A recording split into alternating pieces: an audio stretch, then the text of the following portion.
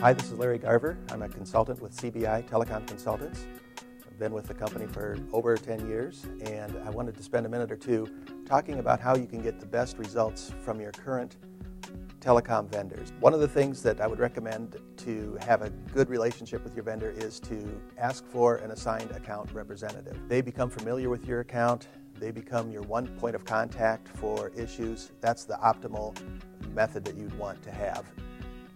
Also, you can ask the vendor, what are the best avenues for placing orders? What are the best avenues for entering a billing ticket and the right channel for a trouble ticket?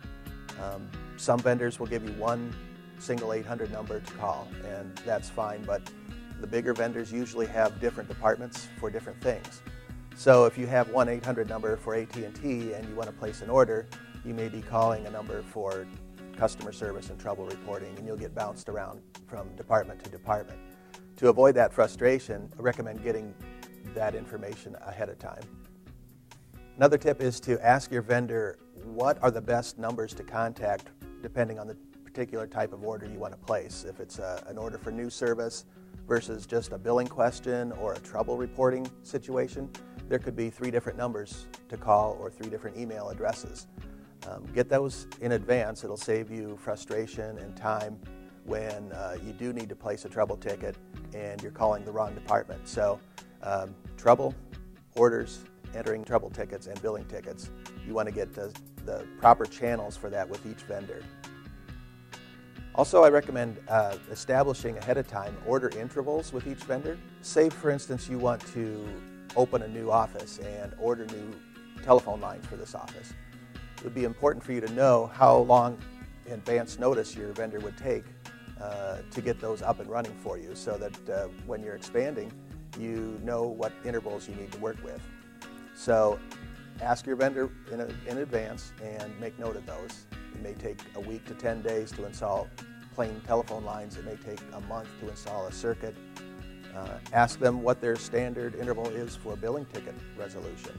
That leads to my next point, which is an escalation list. The escalation list for vendors is important because oftentimes a vendor isn't going to meet their intervals or follow the time frame that you need to have them follow.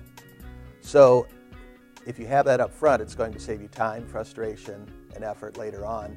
If an interval is not being met, an order is not being delivered on a timely basis, it's important to know who that next level of escalation is so that you can get some things resolved. Another way to get good results from your vendor is to take advantage of their online tools. Many, if not all, current telecom vendors offer robust online access and web portals, which would give you access to not only billing information, but on some instances, you could place orders, you could enter trouble tickets, you could initiate a billing dispute basically on your timetable. Another thing you can do with web access is get your bills online. Many vendors now are charging additional cost to their vendors, passing it through to provide you with a paper bill.